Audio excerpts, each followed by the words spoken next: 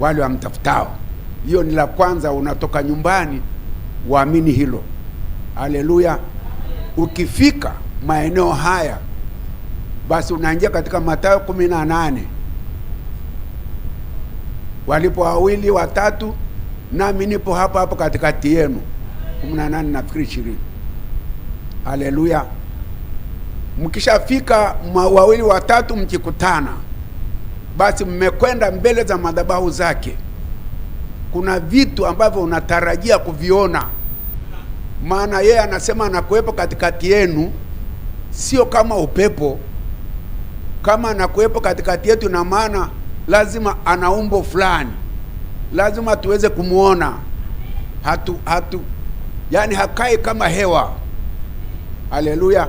Hilo ni la kufahamu kabisa kichwani. Hakai katikati yetu kama hewa, anakuwepo katikati yetu kweli. Sasa ni vipi bwana, tunahitaji kumuona. Mbona mchungaji akikaa hapa si mnamuona? Sasa na yeye katikati ya kusanyiko anahitajika kuonekana. Haleluya. Ndio sababu tukapewa haya macho. Kazi yake moja hapo ni kutazama utukufu wa Mungu. Alitembea na wana wa Israeli jangwani, mchana nguzo ya moshi, usiku nguzo ya moto, huku wakiangalia na kumuona. Kwa hiyo katika makusanyiko yetu pia tukikutana, lazima tumuone, sio hewa. Tunamuona ndairi. Katika Isaya 4:5 anasema, naomba mtu mmoja nisomee Isaya 4:5 mara moja pale.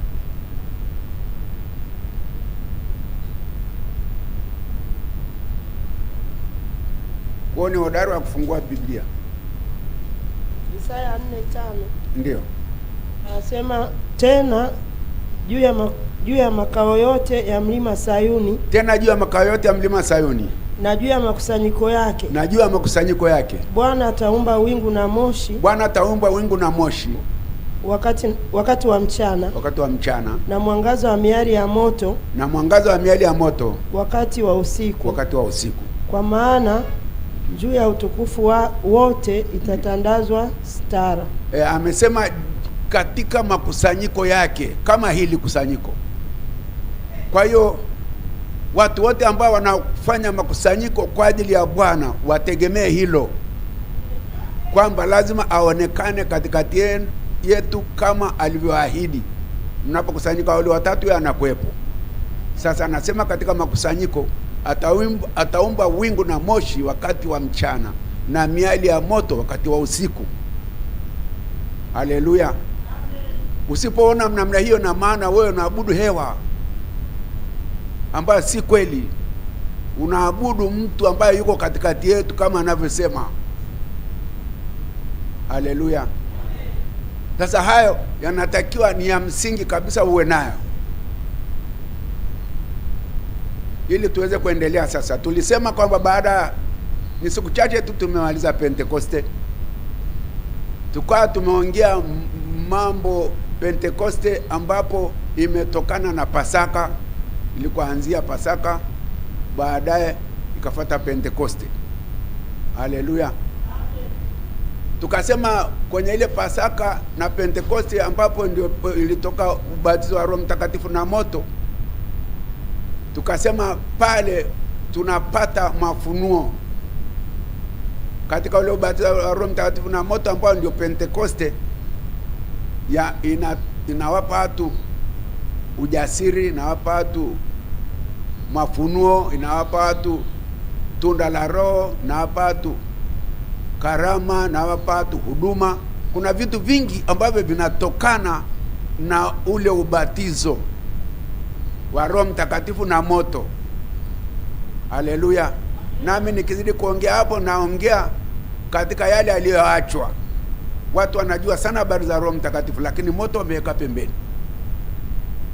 Sasa hiyo ina effect, yani ina matokeo, sio matokeo chanya. Ukiacha ule moto, ina maana hicho kilichofanyika hakijakamilika. Haleluya. Sasa tukasema kwamba yale mafunuo ambayo tuliweza kuyapata nao letwa na ubatizo wa Roho Mtakatifu na moto, mengine ambayo ni siri zilizoandikwa katika Biblia yamefunuliwa kwetu, na hayo ndio tunapitia kuyazungumza. Mmoja tukasema ile ya Mathayo 24 kwamba hatujui saa, siku wala saa, lakini jinsi unavyoendelea kujifundisha utaona umuhimu wa kujua siku na saa. Haleluya! Hata la leo tutakapoongea umuhimu wa kujua siku na saa utauona. Haleluya! Alafu kuna lile lingine linasema habari ya namba 66, mpinga Kristo. Biblia inasema mwenye akili afanye hiyo hesabu, kwa sababu ni hesabu ya kidunia, and then aweze kujua hiyo namba 66 si ni ya mfano au kivuli. Sasa inatakiwa kufanyiwa hesabu mtu apate jina nalotakiwa kusimama pale. Haleluya! Alafu tukasema kuna siri nyingine ile ambayo iko katika Waefeso 5 kuanzia 21 mpaka kwenye 26.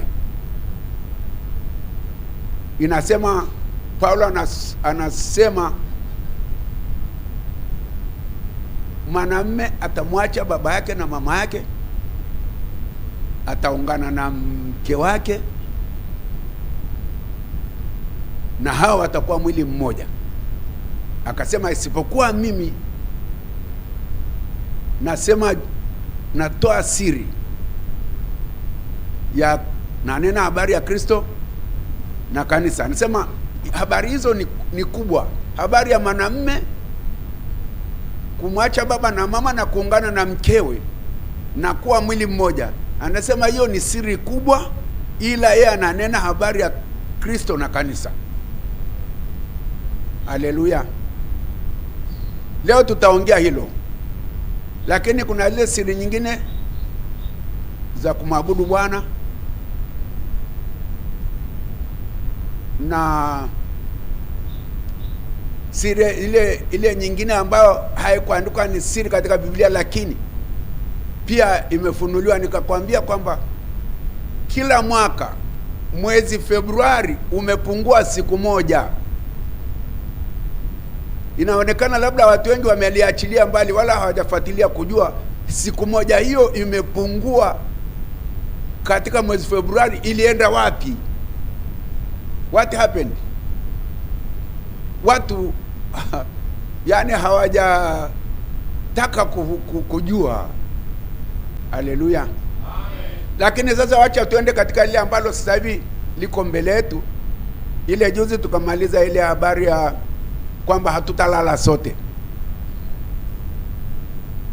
Tuliongea kwa kiwango, lakini tutaendelea kurudia na kurudia na kurudia, kwa sababu tunaongea vitu ambavyo vinatakiwa kwanza akili zako zisafishike katika yale mambo ambayo ulioyakuta ulipozaliwa, kwa kuta baba na mama wanaabudu namna hiyo, na wewe ukaendelea hivyo, na watu wakaendelea kupokea mafundisho ya staili hiyo, mpaka sasa tunapokwenda kusema kwamba Roho Mtakatifu katufunulia, anafunua vitu tofauti na tulivyosikia.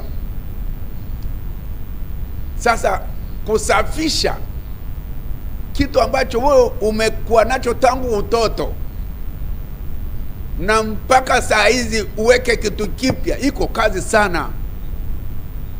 Naomba wewe ujitahidi. Kama hutajitahidi kabisa, utatoka nje, utakuwa nje tu. Haleluya! Kwa maana ndivyo ulivyozaliwa, ukakuta watu wanaendelea hivyo, baba na mama anaendelea hivyo, madhehebu ambayo ulijiunga nayo yako hivyo. Sasa hivi unasikia kitu kama kipya, unashangaa hiki kitu kipya ni Yesu yule ule au ni mwingine. Kwa hiyo kitakupelekea wewe kusema kwamba mambo haya sisi hatujasikia, kwa hiyo hatuyaelewi. Lakini kinachotupa sisi nguvu ni kwamba Bwana amekupa akili sasa ya kupambanua. Kuna vitu ambavyo tumevipokea kwa wazazi wetu. Kuna vitu tumevipokea kwa madhehebu zetu ambazo tumejiunga nazo. Biblia inasema acheni mapokeo yale mliopokea kwa wazazi na kwa madhehebu yenu, acha. Mengi watu wanaenda nao kwa mapokeo. Haleluya. Watu wanaenda na mambo waliopokea kwa wazazi, waliopokea kwa dini zao. Ukienda kwa staili hiyo hutaweza hutaweza kupokea mafunuo ya Roho Mtakatifu. Hiyo haitawezekana. Kwa hiyo kuna vitu unatakiwa kuviacha. Haleluya. Kutoka katika mapokeo haya. Kwa hiyo tunapokwenda kuzungumza habari za hiyo iliyo katika Waefeso sura ya 5. Naomba nisomee pale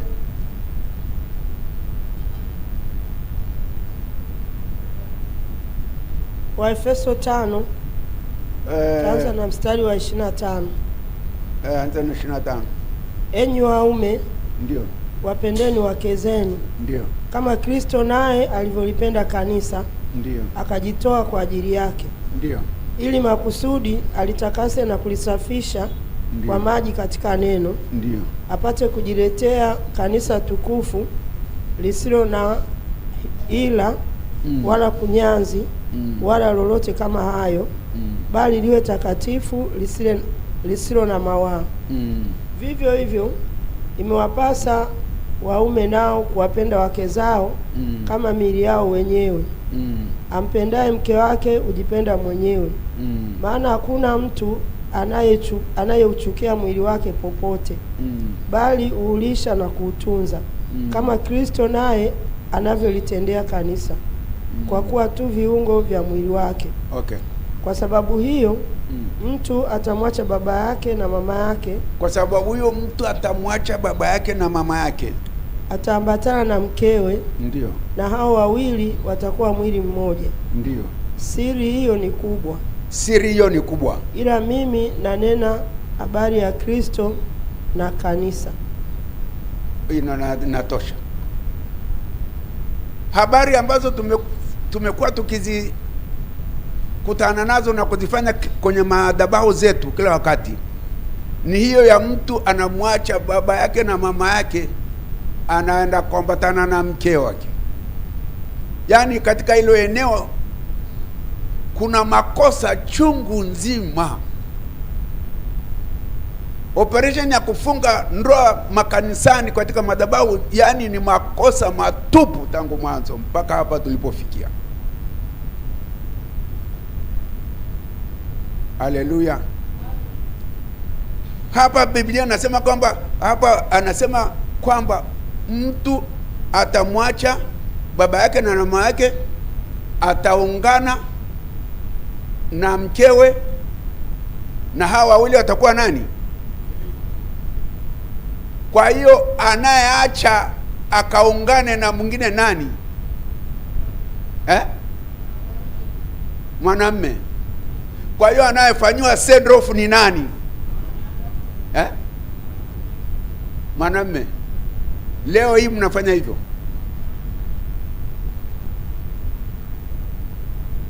Haleluya. Katika kitabu cha Mwanzo imeandikwa pia kwamba mwanamume atamwacha baba na mama, ataungana na mkewe, na hawa wawili watakuwa mwili mmoja.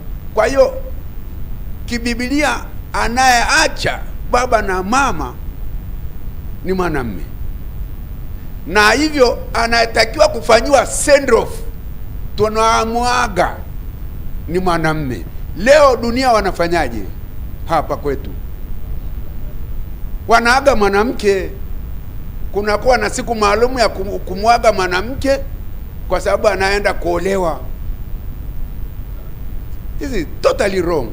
Wrong. Atufaki Biblia maana. Biblia inasema njoo, unarudi nyuma. Nenda kulia, unaenda kushoto. Wapi? Tutafika wapi ndugu zangu? Haleluya. tunakuwa kama hatuelewi Kiswahili. Hapa anasema mwanamume atamwacha baba na mama, ataenda kuungana na mke wake. Sasa kama ni kwa habari ya kumwaga mtu, huyu anayeondoka ndiye anaagwa, lakini badala yake tunafanya kinyume. Haleluya! Lakini na hilo sasa na bana tuliongea kwa undani, kwa sababu Paulo anasema pamoja na kutumia swala la mwanamume na mwanamke wa duniani ambalo hayo tunafanya kila siku hapa madhabahuni, yeye ananena kwa habari ya Kristo na kanisa, kwa maana Paulo anajua kuna hiyo harusi ya mwana kondoo. Umeandikwa Ufunuo 19. Katika Ufunuo 19:7 inasema harusi ya mwana kondoo imekuja. Paulo anajua hilo. Harusi hiyo ya mwana kondoo hakuna mtu anayejua jinsi itakavyokuwa, kwa maana haijatokea. Kwa hiyo sisi wenyewe waamini hatujui itakuweje. Lakini kwa sababu ya harusi zinazofanyika madhabahuni leo, hizo ni mfano wa harusi hiyo.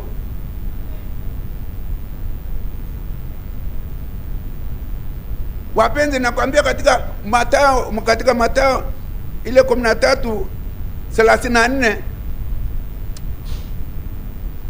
Bwana anasema kwa habari ya mambo ya mbinguni,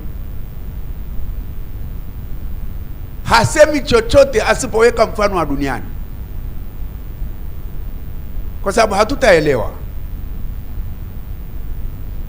Kwa hiyo kwa habari ya harusi ya mwana kondoo ambao ni Kristo kama Bwana na kanisa kama bibi harusi, katika Ufunuo 19:7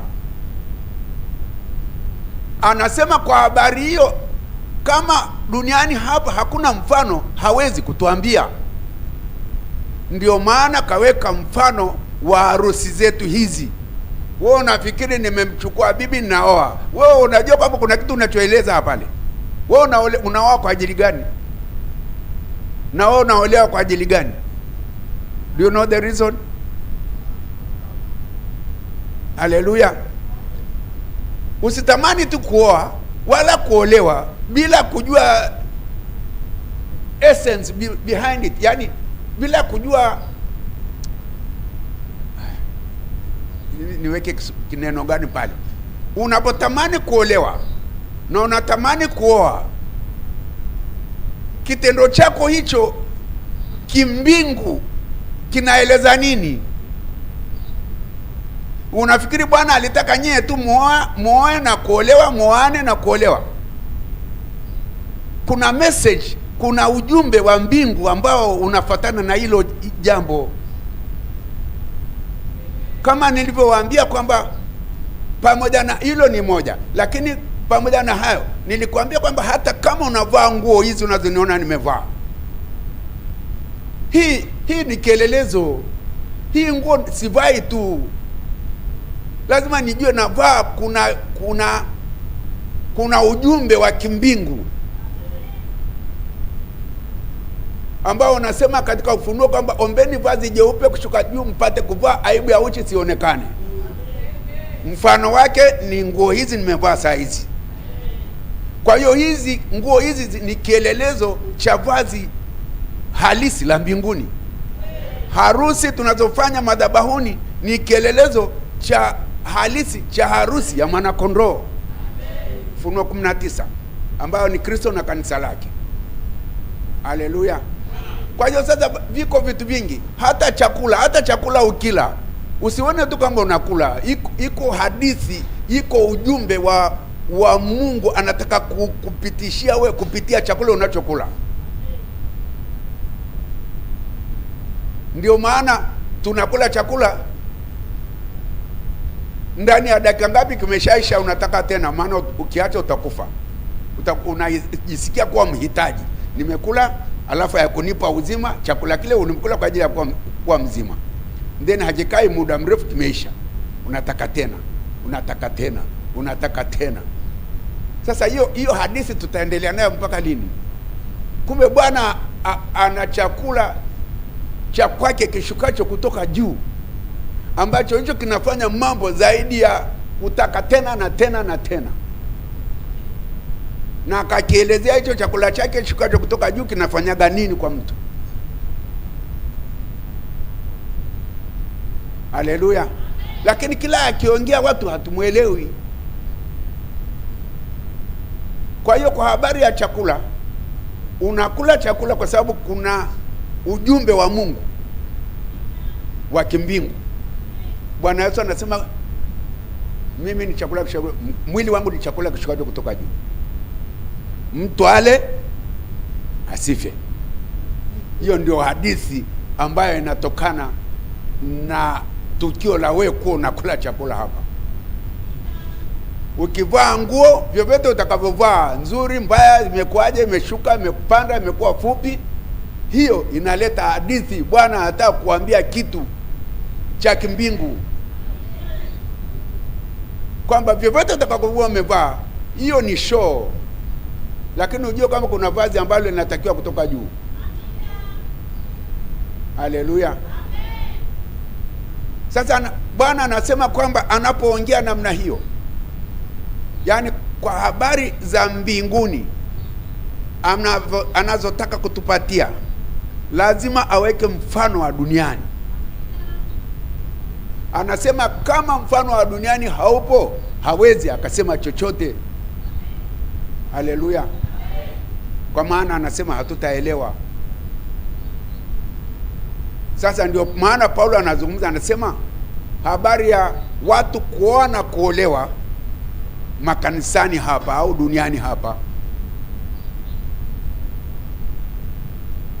pana siri kubwa. Sasa unajiuliza siri kubwa ni nini? Ni mimi kumchukua mdada wa wapi na mwanamume sijui wa wapi ndio siri hapo? Siri kubwa iliyoko pale ni huo muunganiko wa Kristo na kanisa lake. Hiyo ni harusi ya mwana-kondoo, Biblia imeandika. Kwa hiyo na maana tukihitaji kujua hiyo harusi itakavyokuwa, tuendelee kuchambua hizi harusi za hapa, tuzichambue, then kadri tutakavyozichambua na kuzifahamu hizi, kumbe kule ndivyo itakavyokuwa ya harusi ya Kristo na kanisa lake. Haleluya. Katika hiyo Ufunuo 19 sasa ukisoma ule mstari wa 9,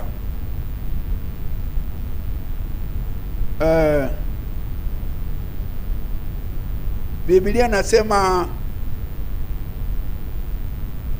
mstari wa sio wa 9, 19:2, heri walioalikwa katika harusi hii. Nisomee dada kama mpata. Wa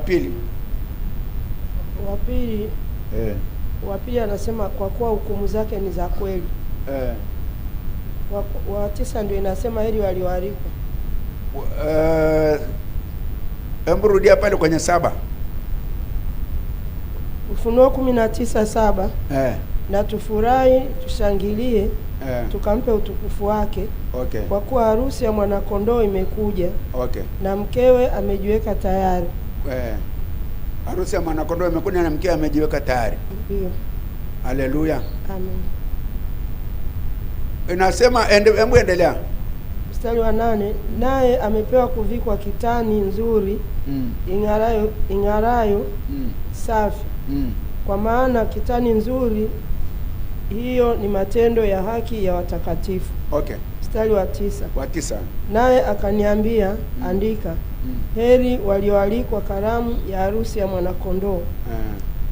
Akaniambia, maneno haya ni maneno ya kweli ya Mungu. Haleluya.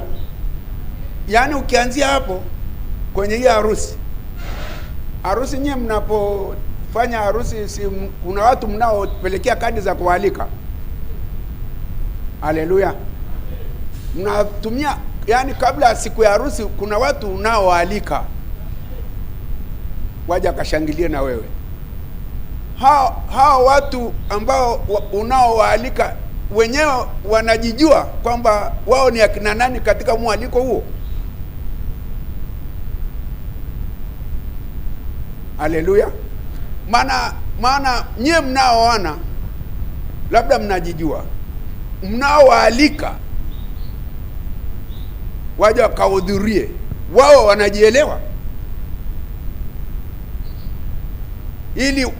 ili wavae kiharusi, yani wavae kama inavyotakiwa kwenye harusi. Ina maana katika ile eneo uvai tu unavyotaka, si umealikwa kwenye harusi. Ndio maana watu wengi kwenye nguo wanazovaa kwenye harusi ni tofauti na wanazovaa kanisani, mpaka unashangaa hii harusi unayevalia namna hii ni kubwa kuliko Mungu wako unaenda kukutana naye. Kwa hiyo nguo ya mtu ya kwenda kwenye harusi inakuwa nzuri kuliko ya kwenda kwenye ibada. Yani kuna watu ana nguo ambazo hizo ni maalum kwa ajili ya kutoka kwenda kwenye maharusi.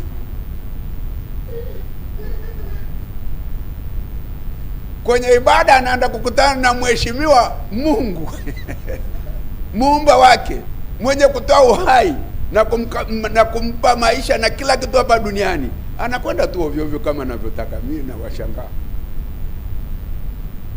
Yani hapo ndio humwelewi kabisa Mungu wako ni nani, humjui.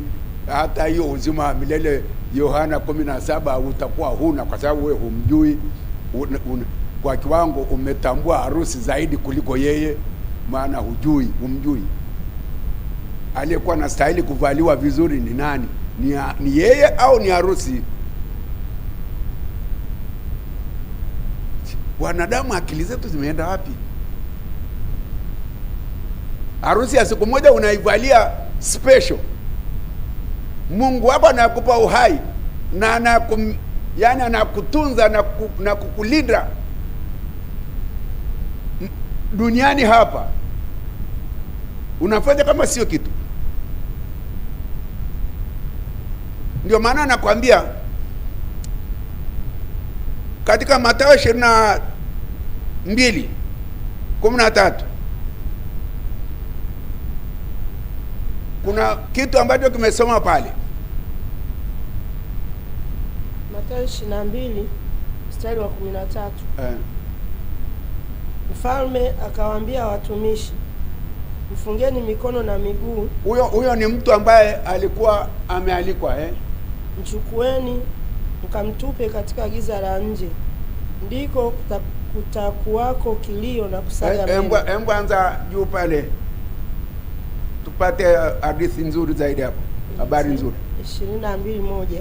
Yesu akajibu akawaambia tena kwa mithali akisema, ndio, ufalme wa mbinguni umefanana na mfalme mmoja aliyemfanyia mwanaye harusi. Ndio, alimfanyia harusi mwanaye. Akawatuma watumwa wake, ndio, wawaite walioalikwa kuja harusini. Watu wakaenda kualikwa, nao wakakataa. Kama wao unavyotuma kadi. Sasa nenda taratibu dada.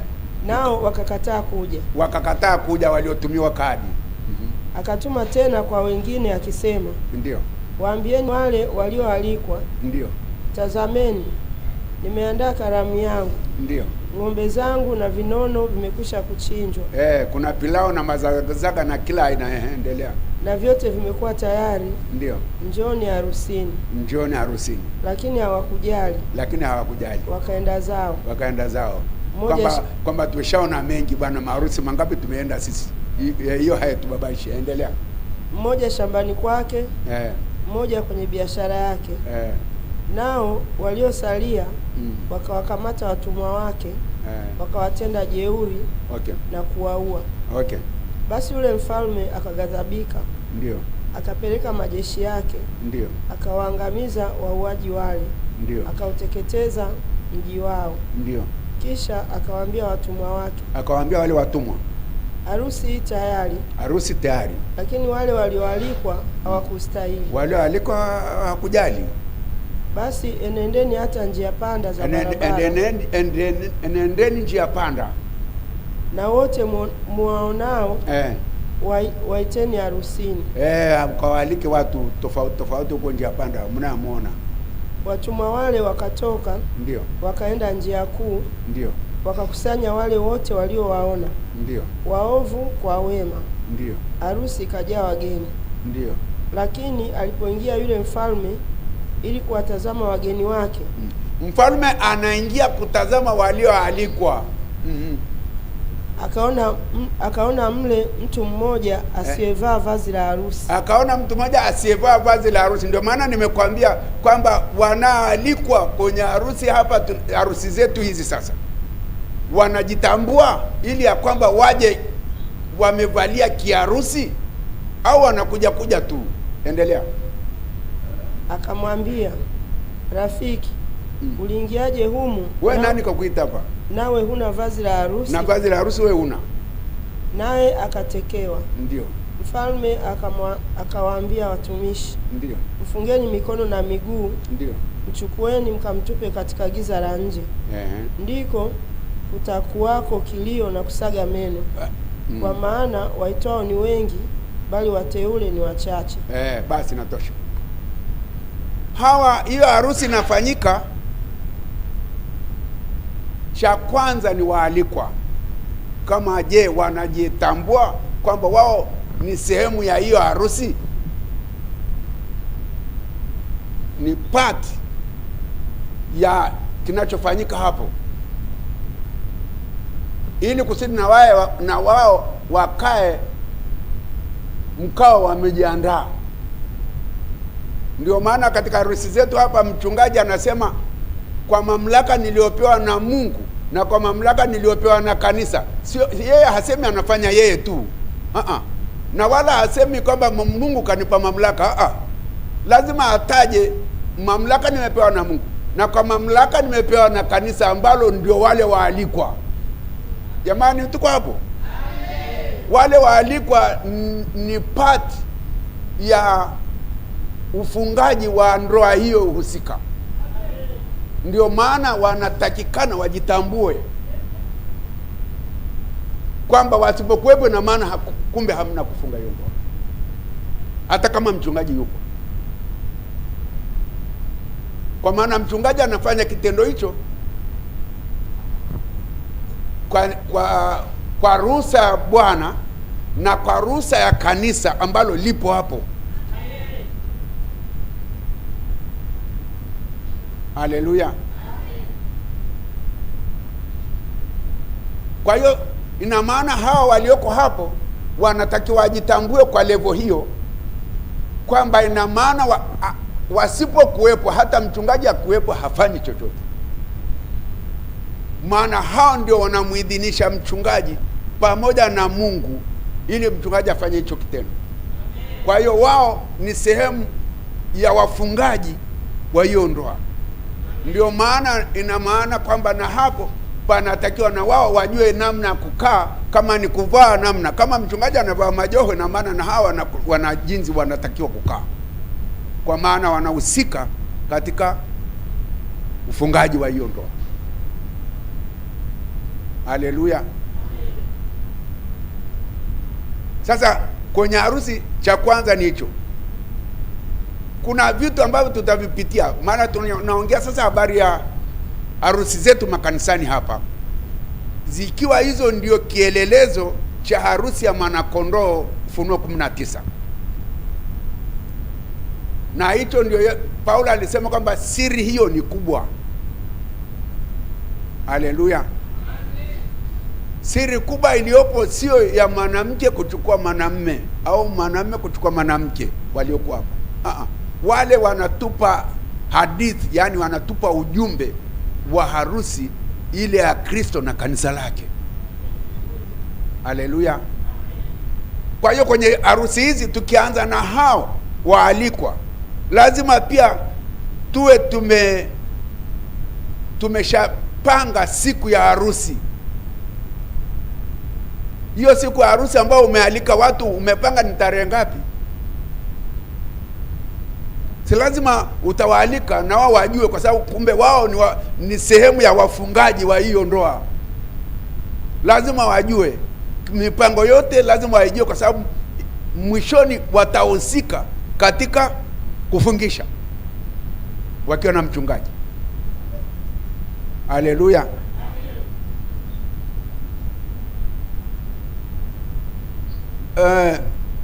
Kanisa, ndio maana nilikwambia kwamba kufahamu habari ya kurudi kwake Yesu hapa, ambaye ndio bwana harusi, kanisa lazima lijue, kwa sababu ndio bibi harusi. Bwana asifiwe. Tuliongea habari ya kurudi kwake Yesu, lakini katika kitabu cha Kutoka sura ya 19 kuanzia mstari wa 10 na 11, na katika Hosea sura ya 6, kwa sababu huyu Yesu tunamsubiri, yeye ndio bwana harusi, sisi bibi harusi. Lazima tufahamu, tumeshaongea naye na kuweka tarehe za harusi yenyewe. Kwa hiyo sio kitu ambacho kinakwenda gizani, lazima tujue kurudi kwake, maana yeye ndio bwana harusi. Haleluya. Katika ile Kutoka 19 tulisoma pale katika yale masomo mengine kwamba siku inajulikana mlioipanga na huyo bwana wenu, na saa zinatakiwa, kama ni mchungaji awaambie anawahitaji saa ngapi, au desturi za huko kwenu kwenye maharusi mnafanyaga saa ngapi. Haufanyi kama unavyotaka za kanisani hapa, kwa sababu hatujui kama zinabeba ujumbe. Tunafanya tunavyobuni sisi wenyewe, hata wa convenience wanasema. Mtu anasema mimi mchungaji, mimi na nafasi muda fulani, naomba nifanyie na nafasi. Sana sana anachofanya ni kutoa hela. Akiona mchungaji analeta za kuleta, anatoa hela. Hela inaongea. Mchungaji anakubali kwenda na yeye anavyotaka, kwa sababu kapewa hela, bila kujua hicho wanachokifanya ni nini. Watu hawajui kitu inaitwa sakramenti. Sakramenti maana yake ni nini? Haleluya.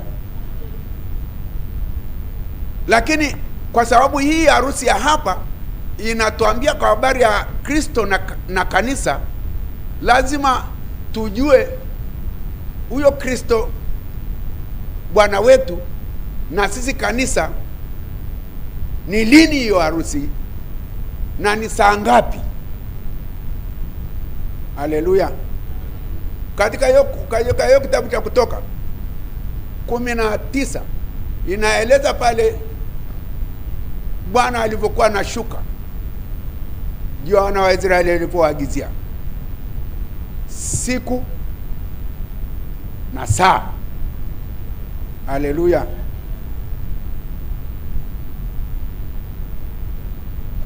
Kwa hiyo kama ukijua siku, saa lazima ijulikane, kwa maana siku ni ndefu, ina masaa 24. Siku ina masaa 24. Sasa nyinyi katika masaa 24 hayo mmechukua muda gani? Ni saa ngapi ya kwenu? Haleluya. Ukisoma Biblia inakwambia kwamba kuna harusi ilifanyika usiku wa manane. Watu wameenda kungojea na taa. Wale walikuwa nangojea na daba, na harusi akachelewa, mafuta yakaisha. Harusi hii ni ya usiku wa manane. Kuna harusi uliwahi kuona hapa duniani inafanyika usiku wa manane?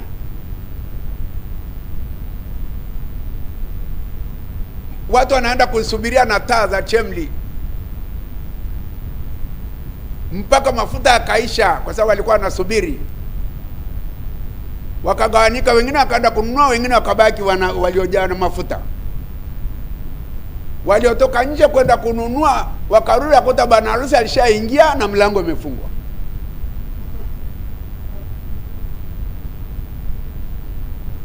Haleluya. Sasa hapo ukisoma hapo, harusi ilifanyika usiku wa manane.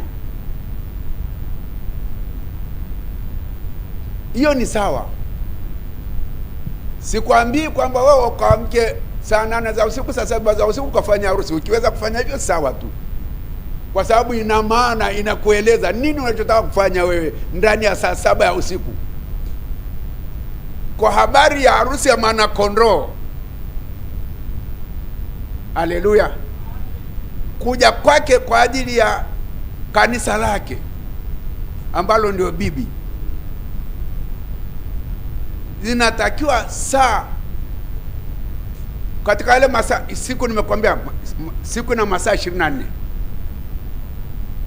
Katika masaa 24 wanachukua muda sana. Ukisikia masaa 24 ikisema saa 7 ya usiku, wewe unaona ni giza, kumbe hiyo siku ndio mwanzo inaanza. Haleluya. Saa 7 ya usiku ni mwanzo wa siku hiyo ambayo mnataka kufunga harusi. Wewe usifikiri labda giza ndio linatisha, hapana. Unahesabu hiyo saa 7 ya usiku ni muda gani wa hiyo siku ya masaa 24? Hiyo ni asubuhi. Unaona? That is AM. Yaani watu wanaojua, wenzetu wanasema hivyo ni vipindi. Kipindi cha asubuhi na kipindi cha mchana. Kuna asubuhi, kuna alasiri, kuna jioni, hivyo vipindi katika siku nzima. Ukisoma hiyo harusi ambayo imefanyika usiku wa manane, kumbe hiyo usiku wa manane ni asubuhi ya hiyo siku. Ni masaa tu yanaleta tofauti, lakini ni asubuhi ya hiyo siku ambayo wanataka kufanya hiyo harusi yao. Ni kwamba hapo mnawekeana tu muda. Asubuhi hii tufanye saa 5, asubuhi hii tufanye saa 4 au saa 2 au hata saa 11, ambayo sisi huku saa 11 tunasema ni usiku. Alfajiri. Haleluya. Wakati huku tunahesabu saa 11 ni alfajiri, kuna wengine duniani hapa kwao tayari ni mchana. Kwa hiyo huwezi kusema kwamba alfajiri ni usiku kwenu nyewe kama Tanzania, lakini kwa wengine duniani hiyo ni mchana kweupe. Haleluya. Kwa hiyo sasa lazima ijulikane. Kumbuka saa hizi sisi tunafanya maharusi yetu haya kwa kufuata mapokeo, na sana sana mapokeo sasa hivi yanaenda na uwezo wa mtu. Anatakaje huyo mtu mwenye harusi? Anamconvince mchungaji, anakubaliana naye, bwana mchungaji, mimi nafasi yangu ni hii na hii na hii. Mchungaji akileta za kuleta, anabandikwa pesa, anatoa sababu, jamani, kutokana na huyu mtu yuko hivi na hivi, basi harusi hii tunaifanya hivi. Haleluya. Kwa hiyo saa za kufungwa kwa harusi hii ya hapa, kwa sababu sasa inasimamia kielelezo cha harusi ya mwanakondoo Kristo na kanisa, lazima hizi ziwe dhahiri saa za hapa, kwa sababu zinabeba ujumbe. Haleluya. Saa hiyo mnayofanya hapa inabeba ujumbe wa kimbingu, Kristo na kanisa. Kwa hiyo na maana hamwezi kufanya mnavyotaka, lazima ibebe ujumbe wa hiyo harusi ya mwanakondoo. Haleluya. Kabla sijaokoka nilikuwa mimi Mkatoliki. Harusi za kule kwetu zamani hizo nikiwa mdogo zilikuwa zinafungwa asubuhi saa 4, saa 5. Sio zaidi ya hapo. Kweli zikawa zinafanyika hivyo kule kijijini. Mara imekuja kutokea nimeshakuwa na akili zangu sasa, naona nafanyika saa 11 jioni, saa ngapi usiku, saa ngapi. Sasa unauliza mabadiliko haya yametokea wapi? Ni wanadamu wanatunga au kuna kielelezo cha kibibilia? Hawa wanadamu wametunga, wanatoka kwenye mstari wa Biblia wanatunga, kwa sababu hawajui kwamba wanachokifanya pale kinabeba message, kinabeba ujumbe wa kimbingu. Harusi ya mwana kondoo, Ufunuo 19. Kwa hiyo ukifanya kasoro hapa, ina maana haipeleki ujumbe kadri unavyofanya hapa. Na kadri ambayo tunafanya hapa, tukiendelea kufanya makosa, nina maana hilo mlilofunga halipo, limekasoro kufunga zile noti mafundo, yale mafundo. Mmeenda kufunga harusi, mafundo yamelegea, yatalegea tu. Wewe unafikiri kwa nini sasa hivi kwamba semina za ndoa zimekuwa nyingi? Hakuna kilichofunjika. Kwa hiyo wanajaribu wana repair kwa semina, kwa sababu kilichofungwa huku hakikufaa. Zile mafundo yanafunguka kwa maana hayakubeba message.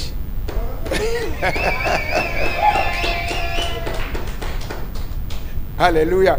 Kile kitendo mlichofanya hapa hakikubeba ujumbe ambao Mungu alitaka. Kwa hiyo hakuwepo Mungu kufungisha hicho kitu. Sasa mtaenda kuwaweka nyie kama mlivyotaka, alafu mtaripea kwa masemina.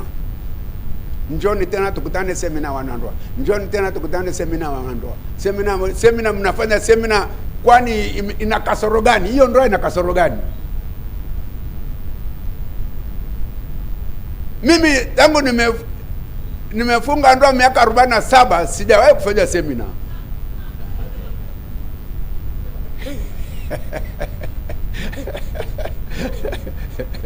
Wewe uone ajabu. Mimi sijawahi kufanya semina. Semina ndoa ya nini? I have not. Sijafanya semina. Kwa sababu ndoa yangu haihitaji repair.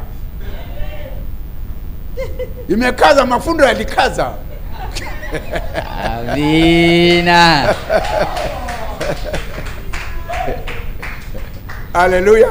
Lakini sasa yani kitu kitachokuambia ndoa za sasa hivi hazina chochote, yani sio kielezo cha namna yote. Mungu hafungi, kwa sababu ni kwamba wanajaribu wanadamu kwa kijiri wanavyojua wao kufunga, alafu mafundo yale hayakazi. Kwa hiyo watakaza na semina.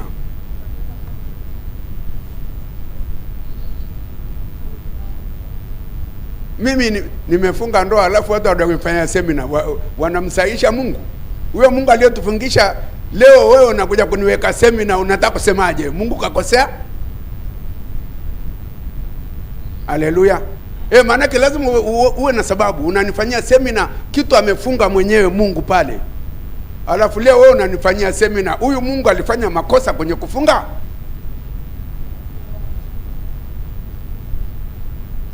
Lakini ukweli ni kwamba kuna sababu. Ukiona unafanywa semina, iko sababu. Kuna mafundo yamefungwa pale, hayakufungika. Kwa hiyo anataka kulegea. Kwa hiyo tuwawekeni semina. Tukiondoka pale kwenye semina, hatujafika nyumbani tayari imezuka tena.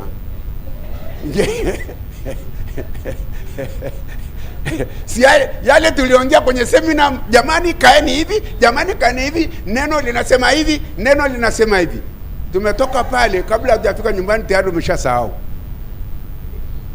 Kwa hiyo mziki unaendelea pale pale. Kama ni kupiga na mateke, labda tungerudi au mlale huko kwenye semina moja kwa moja. Kama mtu amekuwa admitted hospitali, huyu ni mgonjwa mahututi, huyu hatoki hospitali, huyu ni wa kulala wa kudumu. Mwaka yuko hospitali. na ina maana ndoa hii ili iendelee, nyie mkaa hapo kwenye semina miaka yote, kwa sababu mkirudi nyumbani hakuna kitu. Haleluya! Lakini shida inatokea pale kwenye utendaji na ufahamu wa kitu ambacho mnachokifanya hapa. Haleluya! Sometime wewe unaweza kutaka kuoa sio kwa sababu unataka kuoa, ila kwa sababu unataka ubebe ujumbe. Haleluya! Nataka nibebe ujumbe wa harusi ya mwanakondoo. Kwa hiyo jamani, mleteni bibi yoyote. I don't have to, sina haja ya kuchagua. Lakini sasa hii watu wanachagua aliompenda. Ukichagua uliompenda wewe, kumbe wewe una mambo yako, una agenda hii. Wewe unachagua, una agenda wewe. Ungekuwa kama nani ule katika Biblia aliambia kamuoe malaya? Ni Hosea. Akaambia akamchukue malaya, akasema sawa, I don't care, malaya huyu anajulikana mjini hapa, lakini nitamchukua kwa maana agenda nataka kutimiza. Haleluya! Unaona? Ukai unachagua, huyu nachagua, wewe una agenda yako nyingine. Lakini kama una agenda ile, bwana, niunganishe na mtu yeyote hapa, kama ni malaya mnamjua mjini hapa, mlete tutoke naye hapa madhabahuni, kwa maana agenda agenda ni bwana. Huyu anaweza kuwa chochote kile. Agenda ni Bwana. Haleluya, amen. Kuna watu wale ambao wanachukua viwete. Kuna ndugu mmoja tulikuwa naye kule airport. Yeye ni mwanamume lakini ni kiwete. Anatembea na basikeli. Alikuwa anafanya kazi pale, anatembea na basikeli. Hatembei. Lakini siku ya kufunga harusi yake alipata mdada smart kabisa. Mdada atembea, lakini yule bwana anabebwa, anawekwa madhabahuni, katika kufungia anarudi, anawekwa chini, anawekwa kibasikeli. Kampata mdada, na mdada hakuona issue hiyo ni issue. Amen. Can you do it? Kama ukiwa na agenda yako hutaweza. Lakini ukiwa na agenda ya Mungu, mimi sitajali. Nani kaweka hapa, as long as tumetokea madhabahuni, kwa maana nina ujumbe nataka uende. Kwa hiyo sijali kwamba nani, kama wale watu walio wako sawa hawanitaki, lakini kuna mtu anayenitaka na ni wa hali hiyo, you come on, twende tu tukahubiri injili hii. Yaani kuwepo kwetu pale tunahubiri injili. Amina. Haleluya. Amen. Siangalii wewe ni uko vipi, hakuna, twende. Kwa hiyo unakwenda pale kwa agenda, kwamba hata pamoja na yuko hivi lakini agenda imeenda. Haleluya.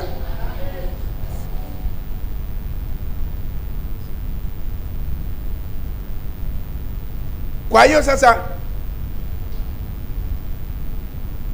huyo bwana harusi ambaye ni Yesu anakuja, tutabidi tumlaki mawinguni. Kuna bibi harusi kwenda kumlaki huyo bwana. Haleluya. Kwa hiyo anapokuwa akija anatakiwa kulakiwa na huyo bibi. Katika kanisa huwa tunaweka huo mfano hapa. Bwana harusi anaenda kumlaki bibi harusi. Lakini kumbe sio hivyo bwana harusi kumlaki bibi harusi. Kwa mfano huo wa kimbingu, bibi harusi anatakiwa kumlaki bwana kule. Amen. Haleluya. Amina. Maana yote hayo ni story, yani ni hadithi ya harusi ya mwana kondoo. Bibi harusi anatakiwa kumlaki Yesu hewani. Katika kanisa na maana bibi harusi akamlaki bwana kule mlangoni, alafu aje naye huko. Haleluya. Amina. Lakini makosa ambayo yanatokea makubwa sana katika ile eneo, huyu bibi akaenda kumlaki. Kumbuka sasa watakuja wawili, katoka hapa peke yake, anaenda kumlaki kule, wanakuja wawili. Huyu bibi anatembea upande gani? Anakaa kushoto au anakaa kulia kwa ule bwana?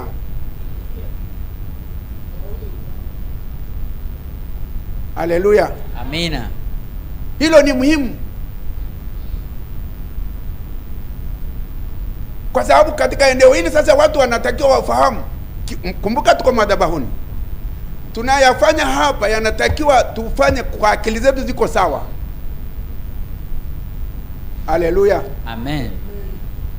Ukisoma Mathayo ile sura 25, Biblia inasema kwamba Yesu atabagua mbuzi na kondoo.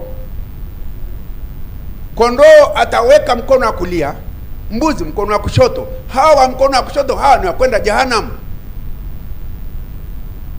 Haleluya, amen. Wa mkono wa kushoto hawa wanaenda jehanamu.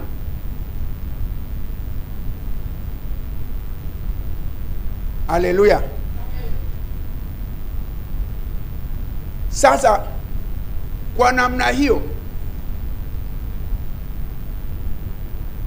tunafanya vitu ambavyo hatuna habari navyo vizuri. Bibi anaenda kumlaki in the first place, kama bwana anaenda kumlaki bibi kule, ikiwa katika makusanyiko yenu bwana anatoka kwenda kumlaki bibi, hiyo ni wrong, haileti ujumbe wa harusi ya mwana kondoo. Haya, amna licha hiyo. Akisha kwenda kumlaki pale, sasa wanarudi wakiwa wawili, watatembea kuja hapa madhabahuni. Huyo bibi anatembea upande gani wa huyo bwana?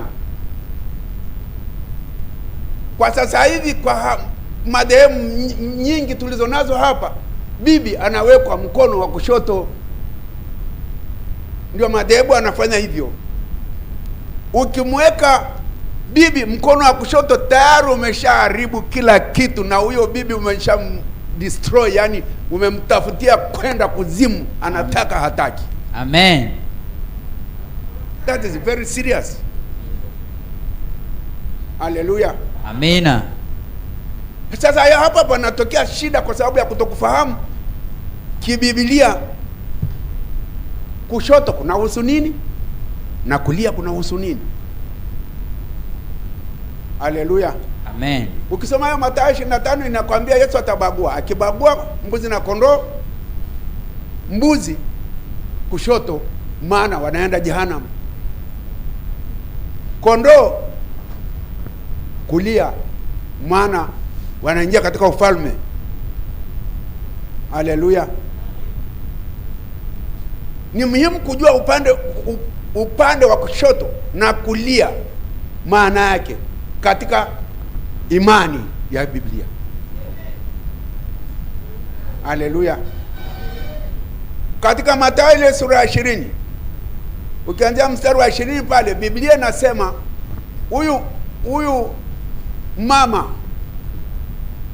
nisomee pale 20 kuanzia 20 mpaka 23, Mathayo. Ndio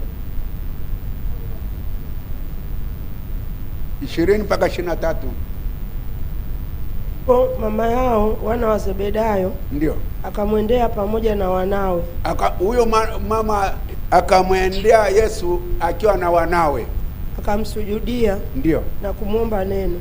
Ndio akamwomba neno.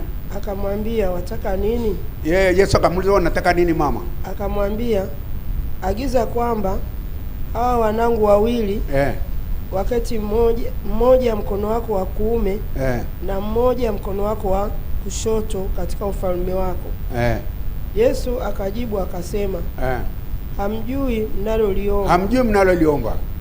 Je, waweza kunywa kikombe nitakachonywea mimi? Ndio. Wakamwambia, twaweza. Akawaambia, hakika mtakinywea kikombe changu. Lakini kuketi mkono wangu wa kuume na mkono wangu wa kushoto sina amri kuwapa. Okay. Bali watapewa waliowekewa tayari na Baba yangu. Okay, natosha. Huyu mama ana watoto wawili. na akaona kwamba nikamkabidhi Yesu anisaidie kuondoka nao, maana nimekuwa nikiwaombea wokovu muda wote, na sasa kwa sababu nishamuona, moja tu niombe, naomba nisaidie, beba watoto wangu, mmoja shika kulia na mmoja shika kushoto, ondoka nao. Haleluya! Akaona kwamba hiyo ni sawa, kumbe no. Yesu akamwambia, kumbe wewe uelewi unachoomba mama. Unataka niondoke nao kweli, lakini mmoja nishike kulia, mmoja nishike kushoto. Wewe unajua wa kushoto anaenda wapi? Haleluya! Huyo ni wa jehanamu. Ukishamweka kushoto, huyo ni wa jehanamu.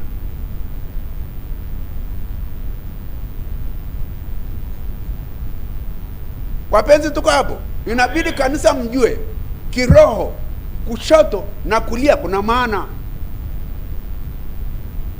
Na kama umefanya pasipo kujua, inawezekana umefanya pasipo kujua, wakakuweka kushoto, tayari wamekutengenezea destination. Kwa maana itakuwa kwako kama jinsi mlivyoamini. It's very dangerous kufanya mavitu ndani ya madhabahu za Mungu bila kujua mnachokifanya. Dangerous. Ndio maana hivyo katika ile Wakorintho wa kwanza 11 anasema kwamba mnakula na kunywa hukumu za nafsi zenu.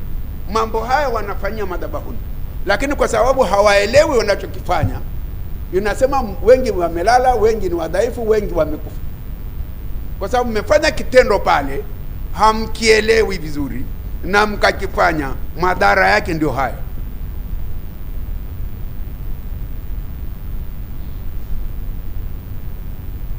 Kwa staili kama hiyo, ina maana na haya tunayofanya kwenye ndoa zetu hapa tunafanya.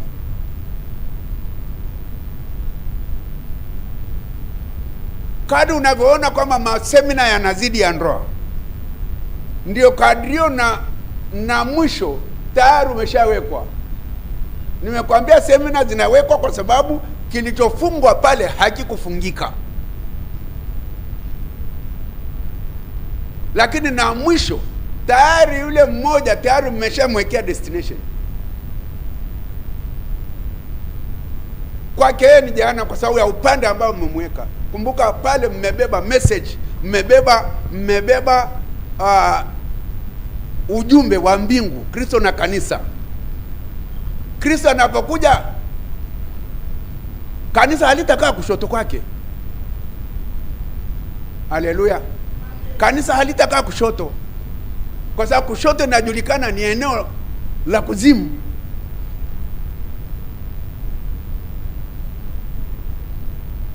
Haleluya! Kwa hiyo inatakiwa kwenda kwa ufahamu kwamba kuweka kushoto kwa imani ya Kikristo, kwa sababu hatujui vizuri na tukamweka kushoto huyo bibi. Kwa hiyo mifano niliyosoma hapo inakwambia huyo tayari mmemchagulia eneo. Huyo ni mama wana wa Zebedayo, mmewakabidhi mmoja kulia, mmoja kushoto. Alichofanya Yesu pale ni kumfungua yule mama kwamba mimi siwezi ile ombi lako silichukui, kwa maana na kuona hujui unachokiomba. Kwa hiyo mama ombi lake la watoto kukabidhi, Yesu hakulipokea kwa sababu alimuona kama ni mjinga.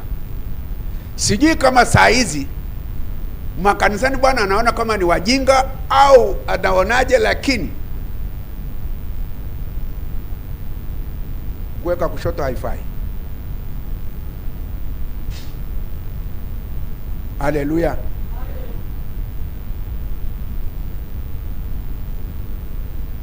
Kwa hiyo akichokuwa nakisema Paulo kwamba siri hiyo ni kubwa, ni kwamba sasa inakupa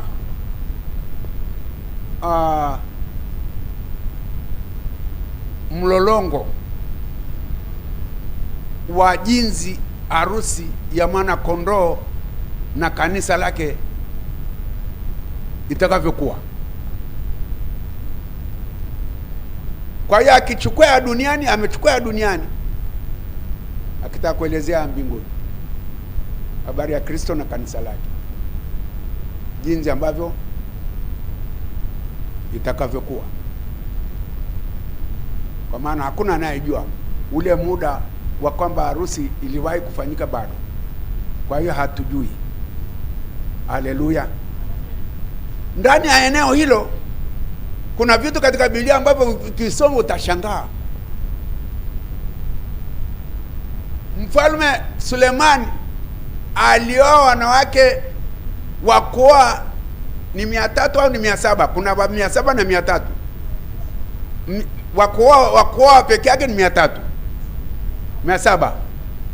Hao ni wa kuoa. Na wapembeni wa mchepuko 300. Kwa hiyo jumla 1000. Nyinyi waamini mnasemaje? Na Mungu akamwona huyu jamaa kumbe bado anafaa, akaendelea kumtumia katika ufalme wake na nini na nini, na kumwona yeye ni mtu wa hekima, sijui ni nini. Na huyo Sulemani, Mungu tumueleweje huyu? Kuna mtu amaye kumuuliza Mungu, wewe vipi, tumfuate Sulemani au? Leo mimi nikichukua mwingine wa kuongezea ule wa kwanza, mnapiga kelele.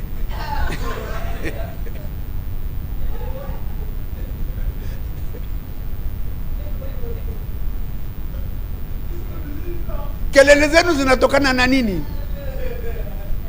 Na huyu jamaa kaoa 1000 kaweka hapa, na Bwana akamwona bado anafaa.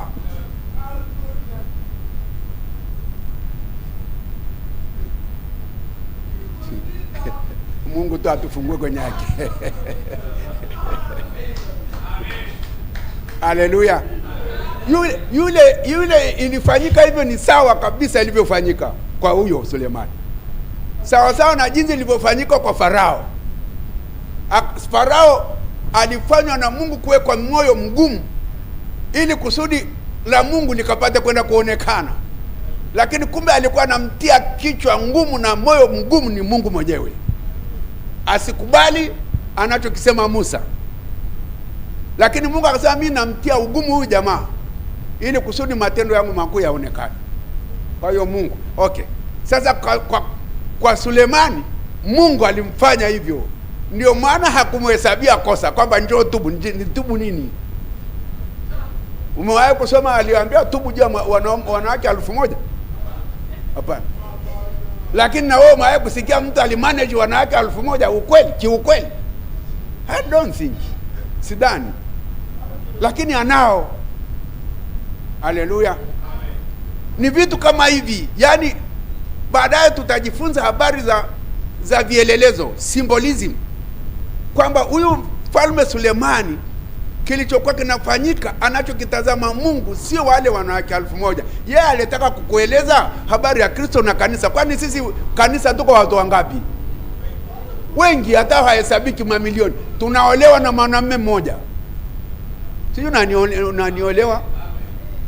Kristo is one person. Lakini na sisi tuko wangapi duniani tulio maamini? Na sisi ndio bibi harusi, mwanamume mmoja. Mfano wake duniani Sulemani. Jamani wapenzi, kwa hiyo anachoangalia Mungu pale sio walile wingi wa wanawake, anataka kueleza hilo, anataka kulieleza hiyo harusi ya mwanakondoo. Nyie mko wengi duniani mnaomwamini, na ndio mnataka kungojea hiyo harusi. Yeye ni mtu mmoja, huyo Yesu, mfano wake duniani Sulemani.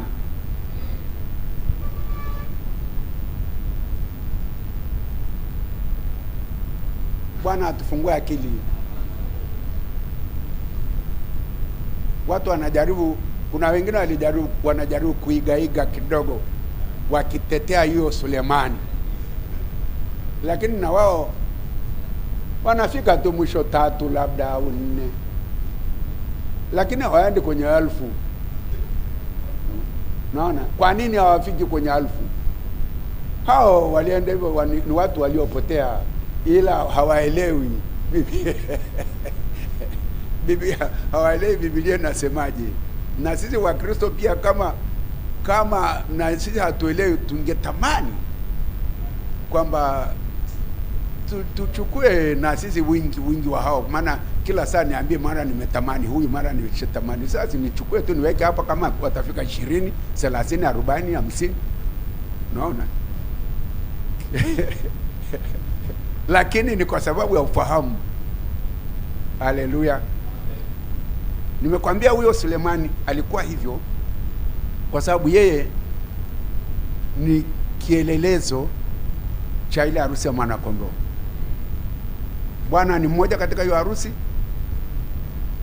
sisi ni wengi, kanisa la Mungu. Mungu alifanya hivyo kwa Farao, tia moyo mgumu, ili kwa ajili yake kazi zake zionekane, yale maajabu na miujiza kaonekane. Haleluya.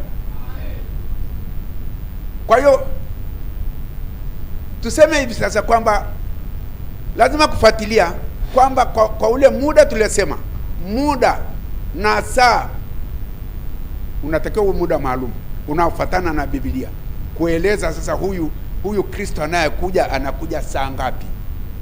Biblia inasema anakuja saa ngapi, ili huku mnapofanya zile saa za huku zibebe huo ujumbe wa huyo Yesu. Haleluya. Lakini pamoja na hayo tunafunga hapa pia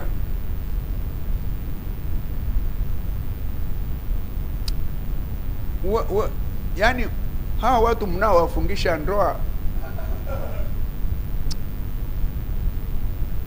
wamezaliwa kutoka wapi na wapi? Huyu ni wapi wewe? Mimi nimeenda nikaoa Mhaya, mimi Mchaga nikaoa Mhaya.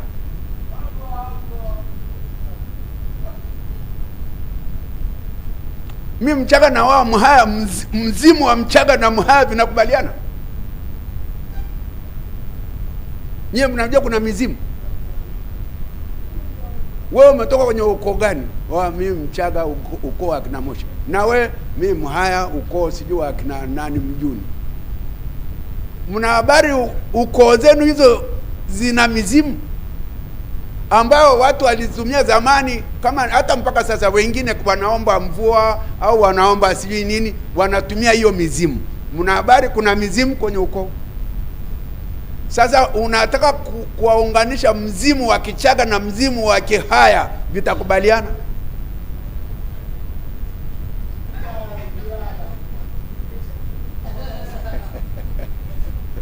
Jamani, mko hapo?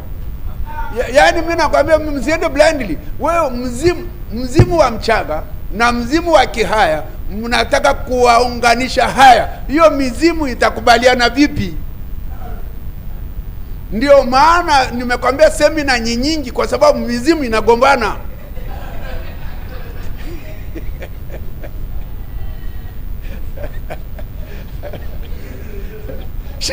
Hamna shida ingine.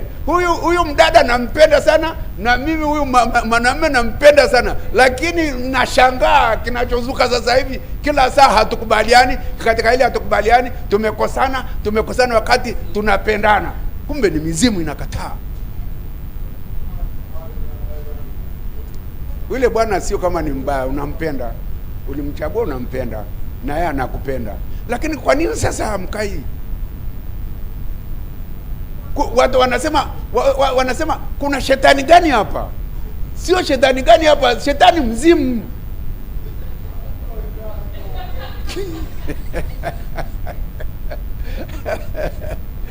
Mzimu wa jikwenu, mzimu wa ukoo wenu haukubaliani na mzimu wa ukoo huu.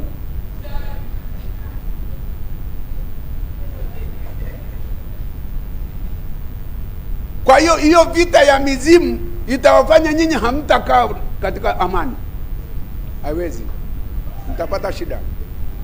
Mtapata shida naye.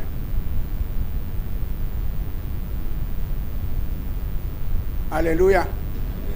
You have a problem, you guys.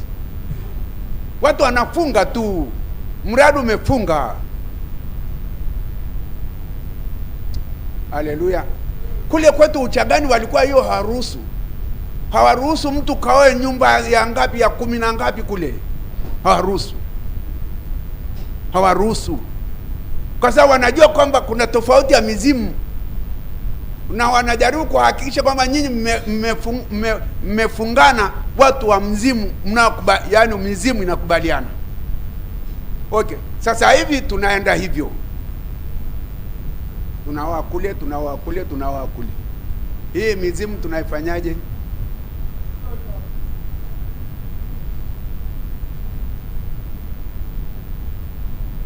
Mizimu tunaiweka pembeni, unafungisha ndugu dada na kaka, unawafungisha hapa, mizimu iko pembeni, naangalia. Mara tu akifika nyumbani, mzimu tayari unagoma, hautaki, mzimu huu hautaki kuingia hii nyumba. Wekataa, mimi sikubaliani, kwa sababu mizimu ya upande huu haitaki wasomi.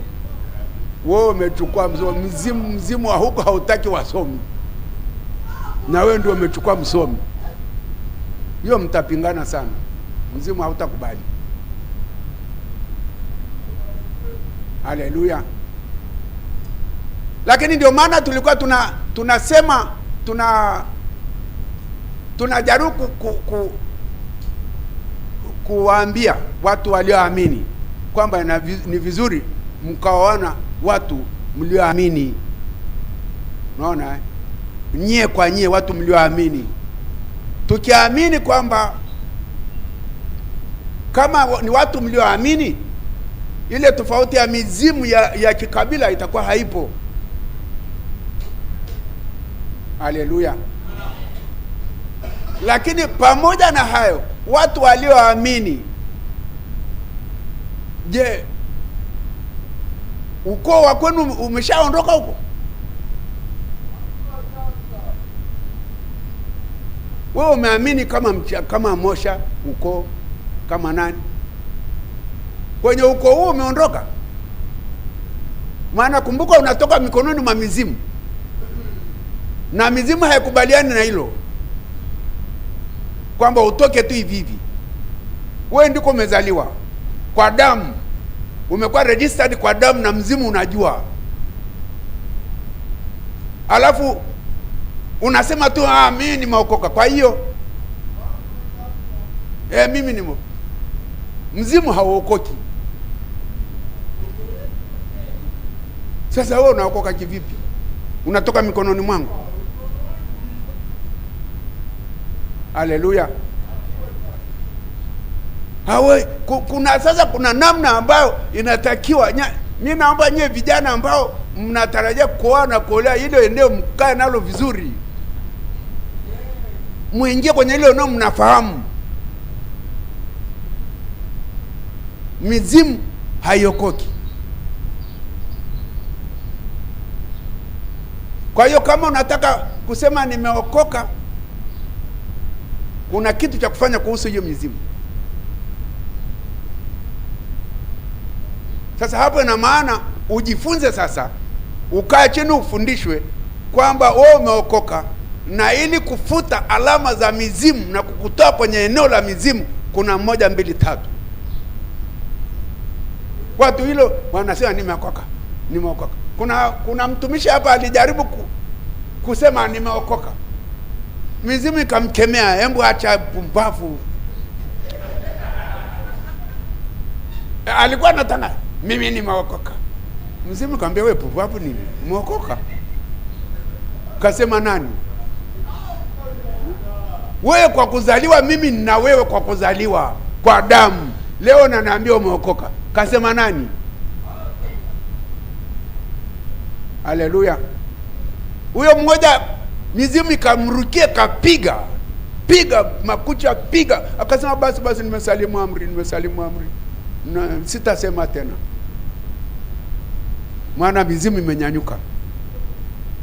Kwa hiyo natakiwa ujue kwamba kuna mizimu ya kiukoo ambayo ndio inakumiliki.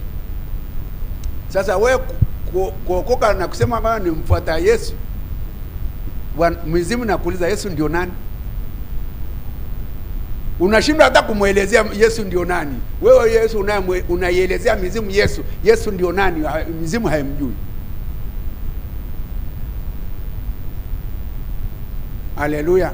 Kwa hiyo huyo mizimu haitambui Yesu kuwepo na wewe.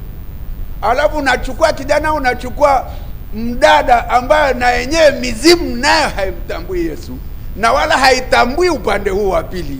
Mnataka ya this is ngumu. Hiyo ni ngumu.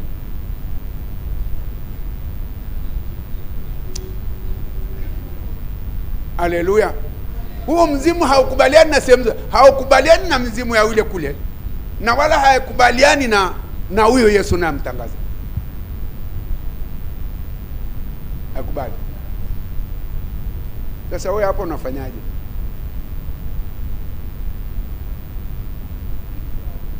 Haleluya. Sasa ndio maana tunasema kwamba habari hizo tutaongea mpaka zikae, na kazi tulionayo ni ya kusafisha kwenye ufahamu wako yale ambayo yamekaa na wewe tangu utoto mpaka dakika hii tunapoongea, kusafisha na kuweka haya mapya. Kazi iko hapo, maana huku umezungukwa na watu ndugu na jamaa hawajui unachokisema habari za wokovu. Hawa ndugu na jamaa hawajui, na ndio unakaa nao. Mizimu yako haijui. Sasa wewe kujitoa pale unafikiri ni lele mama. Lazima kuweka mguu chini kwamba mimi basi nimeamua. Haleluya. Na kutangazia mzimu ujue, na kuweka labda alama za namna mbalimbali, yani kwani bibi harusi huwa hajionyesha kwamba yeye ni bibi harusi. Anajionyesha kwamba ni bibi harusi kwa namna anavyojitengeneza, kwamba anaingia kwenye ndoa na watu wakimwona wanajua, wakimwona saluni wanajua. Haleluya. Tutamalizia hapo kwenye kupambwa kwa huyu bibi harusi.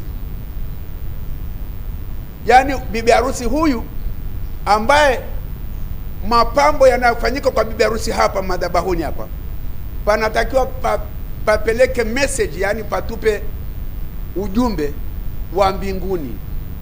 Bibi harusi wake Yesu ambayo ni kanisa, ndio mimi na wewe, tunatakiwa tuwe vipi? Anatakiwa kututayarisha kivipi? Haleluya.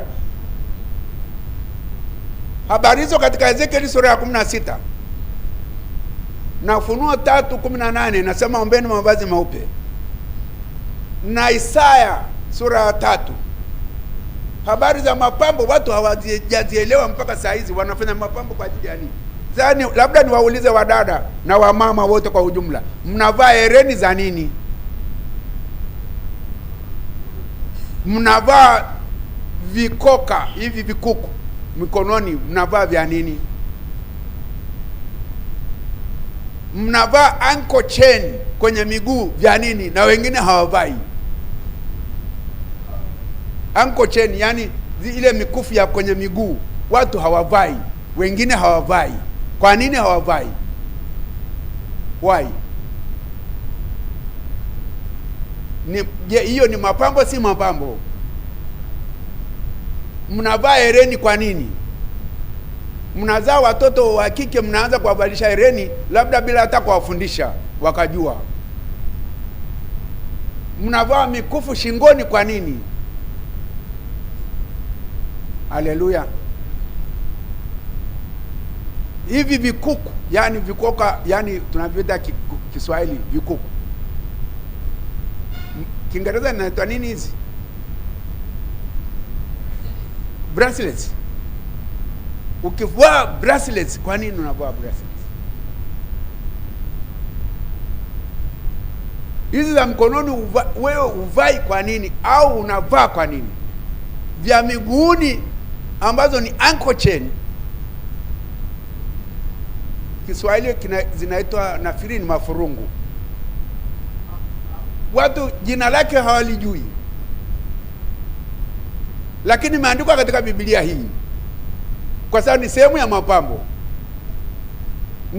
Na wewe uvai bila kuelewa. Wewe uvai, unavaa hereni kwa nini? Unavaa mkufu shingoni kwa nini? Unavaa vikuku mgononi kwa nini? Kwa nini uvai ankle chain, yani vimafurungu? Why? Hivyo vingine unavaa kwa nini na hivi unawacha kwa nini?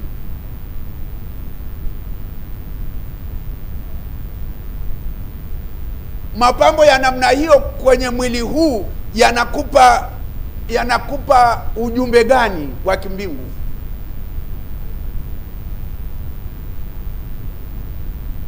Haleluya. Hata kama ni kusuka nywele, unasuka za nini? Unataka kueleza nini? Image. Haleluya.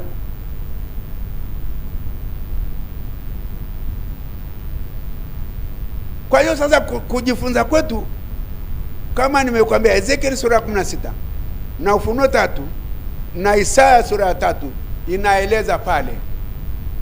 Naomba nisomee pale katika Isaya. Mengine tutasoma Isaya 3:18. Isaya 3:18. Ndio. Siku hiyo Bwana atawaondolea uzuri, ndio, wa njuga zao.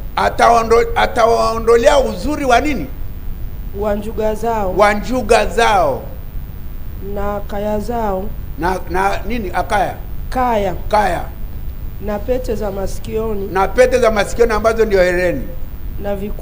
Na vikuku ambavyo ya mkononi. Na taji zao. Na taji ataondoa. Na dusumari. Na mafurungu. Na vitambi. Na vibweta vya marashi.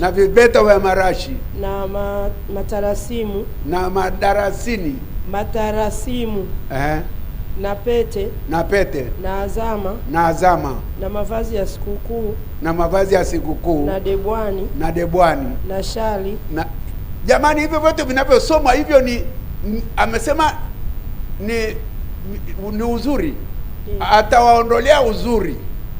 Hivyo vitu vinavyotajwa hapo vyote vinatengeneza uzuri, na bila shaka uzuri huo unatoa ujumbe kule wa bibi harusi huyu. Haleluya. Ametaja azama pwani ni muhimu nye, au hamjaona watu wameweka azama pwani? Haleluya. Malizia hapo. Na vioo vidogo. Na kitani nzuri. Vioo vidogo, nyamani, mnajua wale watu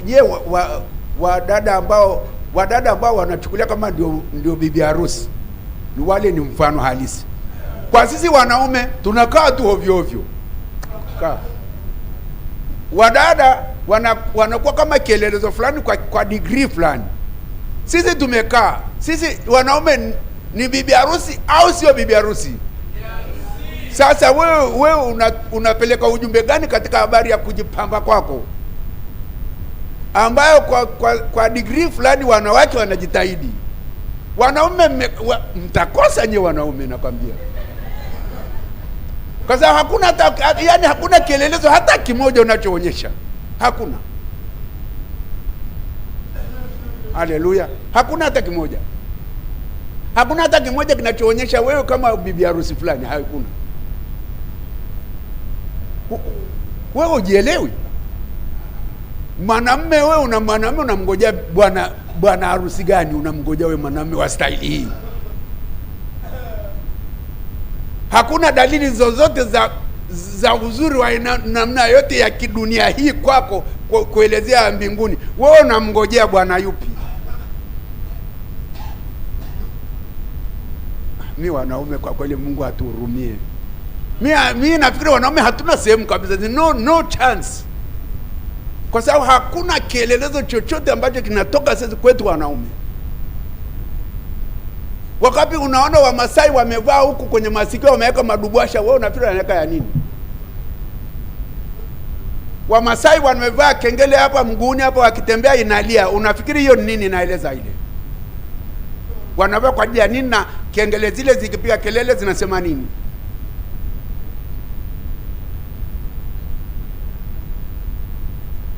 Haleluya. Kwa hiyo yote ambayo yametajwa hapo, hayo ni ya bibi harusi wa Yesu. Bibi harusi wa Yesu tuko wanaume na wanawake. Wanawake kwa eneo fulani wanajitahidi. Wanaume nyinyi mnajitahidia upande upi? Haionekani kabisa popote unapojitahidi anything, haionekani hata mahali. Nyie mnatakiwa hata kama mna dhahabu mnyang'anywe, kwa sababu hamna kazi nazo. Mnasema baba yenu ni tajiri wa dhahabu na fedha. Nyie wanaume dhahabu mnazitaka au za nini? Mkauze. Mnataka za nini nyie wanaume? Wanawake wanajitahidi, wanaweka mkufu, wanajitahidi, wanavaa hereni, wanajitahidi, wanavaa mafurungu miguuni kule, ankle chain na bracelets wanavaa. Wanaume wakivaa wanasema huyu shoga, huyu. Hiyo ni wanadamu wasiojua Biblia.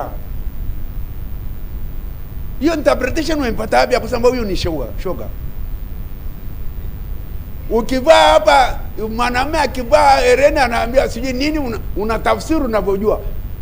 Wana wa Israeli walichukua madhahabu mengi kule kwa Farao, walifanya nini naye?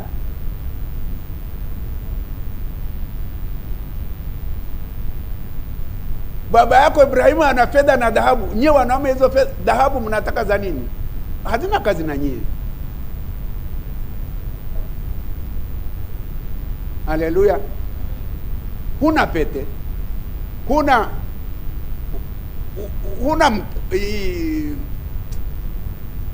kikuku, huna chain, huna earring. Maana swala sio kwamba nani kavaa, ni kwamba ujumbe unaotoka hapa ni nini. Huna kitu, huna, yani sielewi. Wanaume tunasoma Biblia au hatusomi? Au tumefundishwa na nani? Habari ya mapambo kwa mwanamume akijijua kwamba yeye ni bibi harusi na hana pambo lolote juu yake la kuendeleza, la kuonyesha. Wanaume mko wapi wanaume?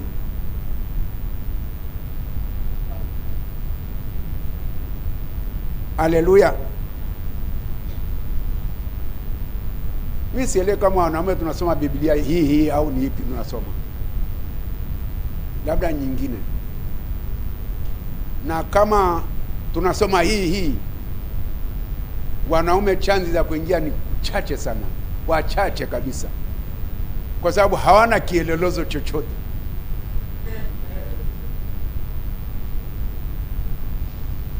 Haleluya. Hata wakija kwenye maharusi hapa, wanafunga harusi, mwanamume yake simple anavaa tu kisuti chake cheusi ambacho hajieleweki hata kilivyoshonwa, basi anakaa hapo. Sasa huyo mwanamume ndio bwana harusi. Afadhali kwa bibi wanajitahidi, mara ununue gauni, mara ufanyeje, mara uvae taji, mara nini, anajitahidi. Lakini mwanamume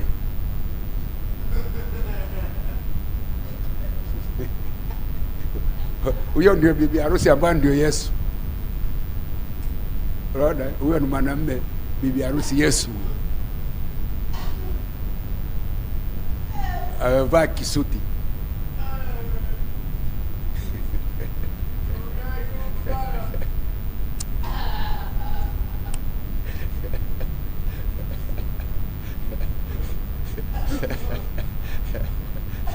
Ndio maana hizi harusi tukifunga hazifunguki, wanaume ndio wanakuwa kikwazo. Wanaume wanakuwa kikwazo. Wanasababisha harusi haifungiki, kwa maana hayuko kwenye position ya kuonyesha kwamba yeye ndio bwana harusi. He is not in the position, hayupo. Sasa itafungika vipi? Yaani na maana anaposimama yule mwanamume ndio anasimama position ya bwana harusi Yesu. Hakuna mtu wa namna hiyo. Hiyo kutokufahamu. Haleluya. Sasa hapa tunafanyaje? Maanake sasa mambo yamekwenda hovyo tu, na tunaendelea hivi. Tusiruhusu kuendelea hivi. Lazima sisi ambao Bwana ametupa akili za kuchanganua, tuchanganue na tutafute jinsi ya kutoka, kwamba hapa tunafanyaje, kwamba hali imekuwa ni hivi, kama tumepokea hivi, lakini sasa tunatakiwa tubadilike. Biblia inasemaje hapa? Katika hili inasemaje? Katika hili inasemaje? Bwana Yesu amesema kama nimwachia kielelezo mfuate nyayo zangu. Yeye kaacha kielelezo, tufuate nyayo zake. Haleluya. Kwa hiyo katika kila hatua inatakiwa tujaribu kuona kwamba Yesu hapa kasemaje, Yesu hapa kasemaje, na hili tunalofanya likasemaje, ili tukapate kwenda kupona. Tusiende kwa mapokeo. Haleluya.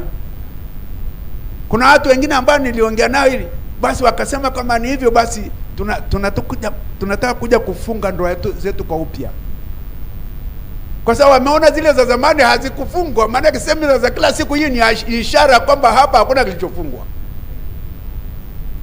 Ukiona semina ya kila siku ina maana ufunguaji ule pale una dosari, kwa sababu kama ni Bwana kweli amewafunga, dosari haitaki kuonekana. Lakini ukiona semina za kila siku ina maana ufungaji ule una dosari. Kama una dosari ina maana aidha kurudia au muendelee na semina, mdumu hapo kwenye semina, na semina hazitaleta mabadiliko, kwa maana ni kitu ambacho kilifanyika vibaya.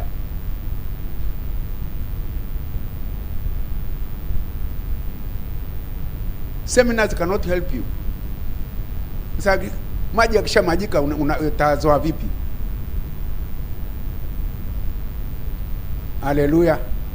Lakini hapo bana ni kumuuliza Bwana, how is it, can we reverse? Nilifunga kwa staili hii na sasa inaonekana haikufunjika vizuri. Nitarudisha nyuma kivipi? Kumuuliza Bwana, anafikiri atakuwa na hekima ya kitu cha kufanya.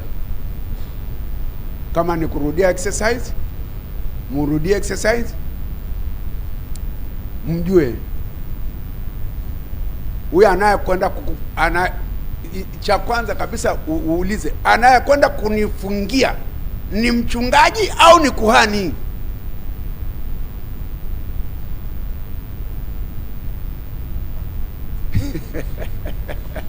Haleluya. Huyu aliyekufungia harusi ni mchungaji au ni kuhani? Inaonekana labda na hiyo hata uelewi tofauti hawa watu. Akikufungia mchungaji hiyo haitafungika. Labda hiyo utaongea siku nyingine, nitakupa habari zake. Kama ni mchungaji alikufungia, hiyo haikufungika. Maana hapo lazima uelewe tofauti ya kuhani na mchungaji.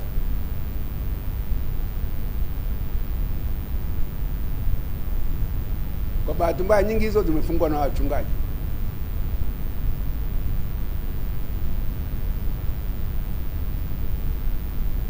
Haleluya. Naomba tumalizie hapo ili kusudi tuendelee na vipindi sasa vya kwenda kumhudumia Bwana. Naomba wale ambao naomba labda tusikie, kama kuna watu walikuwa natufuatilia, naomba tusikie kidogo pale ushauri au komenti walizotoa. Yes, Bwana Yesu asifiwe sana. Amen.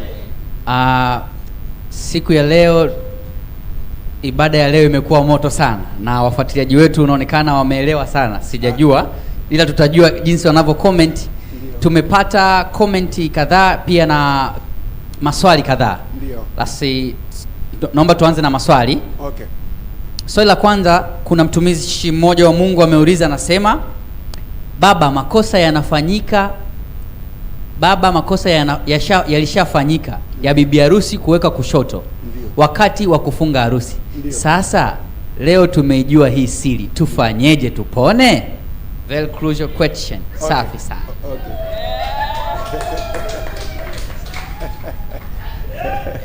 Hii baba anaitaga profound question. Okay, okay, yes. Okay. Okay, swali jingine inasema, okay, baba, naomba kuuliza hapo kwa Mfalme Selemani, kumbe ili kuwakilisha vyema jambo hili la harusi inabidi niongeze mabibi harusi kadhaa?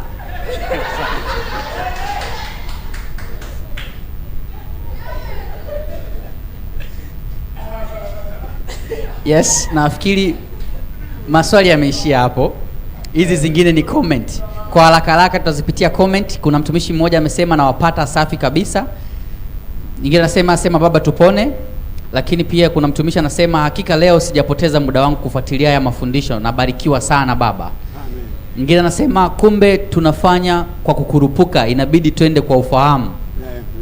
Lakini pia kuna mwingine anasema kweli baba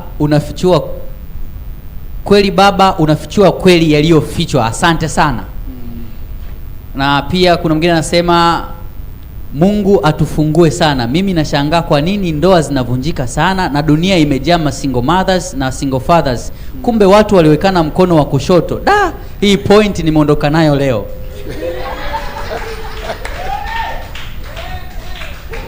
Okay, mafundisho mwingine anasema mafundisho ya leo, Mungu kaamua kutatua changamoto za watu wake kwa kutumia mtumishi wake. Hakika tukifata somo la mafundisho haya, semina na kesi za ndoa mahakamani zitapungua hakika. Amen. Kuna mtumishi mwingine anasema ndiyo maana watu wa giza wanazingatia sana hivyo vitu vya kuvaa hereni na vikuku na madhahabu, lakini watu wa nuruni hawazingatii hivi, wamefichwa. Mungu awafungue ufahamu. Amen. Mwingine anasema Mungu atusaidie wanaume, maana siri zimefichwa na waliotangulia waliharibu siri hizi na kuzibadilisha. Nafikiri hapo wakati baba anasema kwamba mtu kivaa cheni unaitwa yes. Mwingine anasema kumbe kwa Mungu kuna utajiri ila watu hawajui, wamefichwa. Mimi nakuwa wa kwanza kuufuata. Lakini mwingine anasema napokea sana, lakini pia anasema vijana tumesikia baba, asante sana.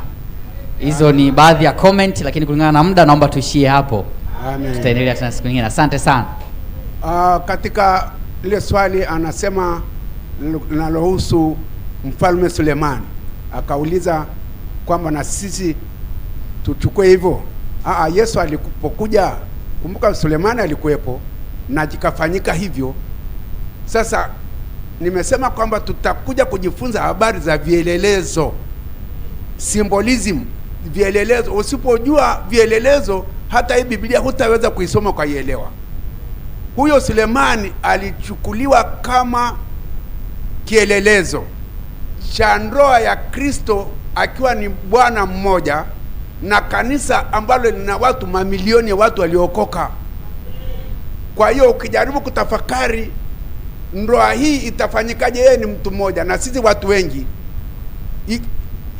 hiyo ni ya kimbingu. Lakini amekwambia kwamba kama hakuna mfano wa duniani, mimi sikusema chochote. Tulisoma pale katika Mathayo.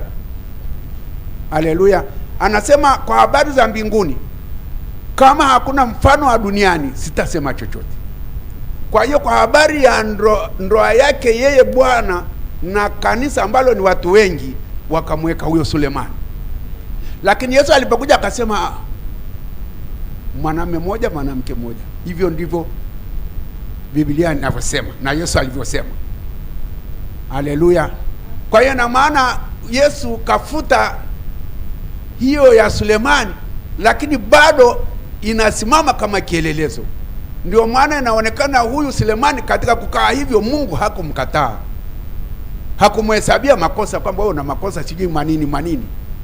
Akaendelea kumweka kwenye nafasi yake na akaendelea kumtumia, kwa sababu anajua alivyomtumia ni nini ambacho kinachoelezwa, ambacho sisi sasa tunatakiwa tukifahamu.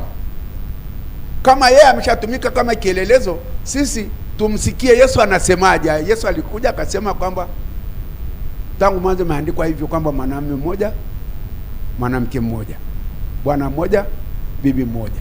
Hiyo ndio Yesu. Lakini yule kielelezo bado yuko pale akielezea sasa, hiyo anabeba ujumbe wa hiyo harusi ya mwana kondoo. Haleluya. Kwa hiyo watu wasipoelewa hilo eneo wanaweza kumfuata Sulemani. Lakini hata ukitaka kumfuata Sulemani huwezi kufika 1000.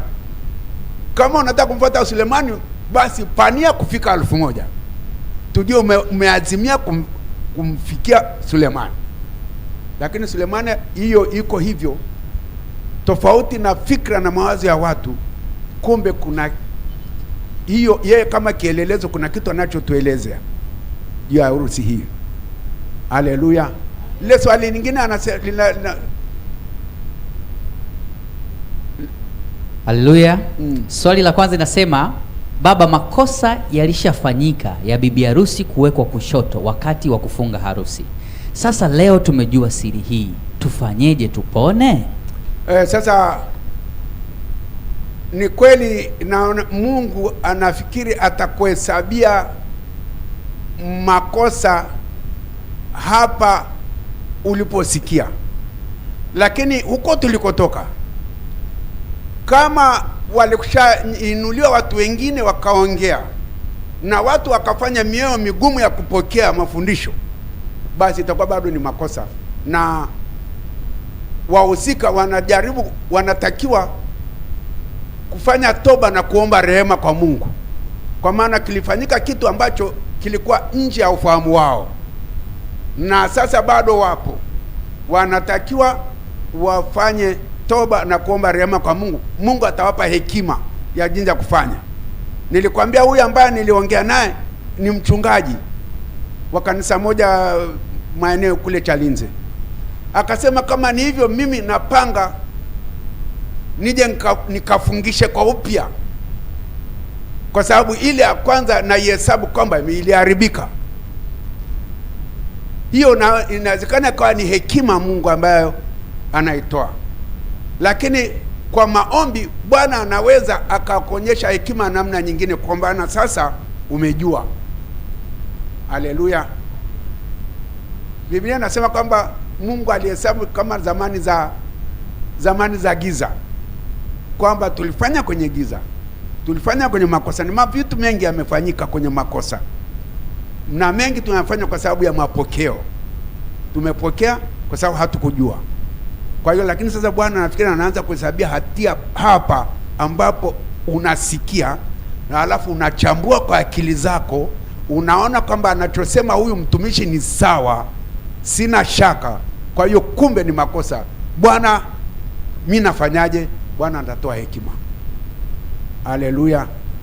Ni kweli kwamba vitu vingi tunavyoviongea vinaonekana mwanzo wake kule tulikopokea hawakutupa kiusahihi, walitupa walivyoelewa wao, tukafikiri kwa wakati ule kwamba ilikuwa ni sawa. Kumbe Roho Mtakatifu anafunua kutuelekeza kwamba hili halikufanyika sawa.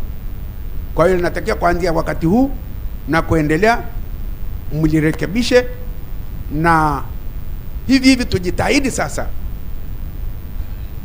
yani kuhubiri kadri ya jinsi ulivyosikia, na ukaridhika ndani ya moyo wako kwamba hili ni hakika na kuna makosa yalifanyika. Ina maana wewe utoke mstari wa mbele sasa, utoke mstari wa mbele na kueleza mahali makosa yalivyofanyika, na Bwana atapitisha hekima yake pale jinsi ya kufanya kwa wale ambao bado tuko hai tunaishi. Haleluya. Mungu awabariki, na washukuru sana wale ambao wanatufanyia online. Naomba yani bado zile siri nimekwambia, bado hizo tumefika namba 2 ya 3, hii nafikiri ya 3, bado kama 2 zingine, alafu na 2 zingine kama 4 zimebaki. Ukiendelea kufuatilia, Bwana atakwenda kutupa yani tutapata uzima, kwa sababu maneno yake amesema ni dawa na afya kwetu. Kwa hiyo kadri unavyosikia ndio kadri unaendelea kupata kufunguka, na ibilisi aliyokushikilia kwa sababu ya kutokufahamu, yeye inabidi afunge virago aondoke zake.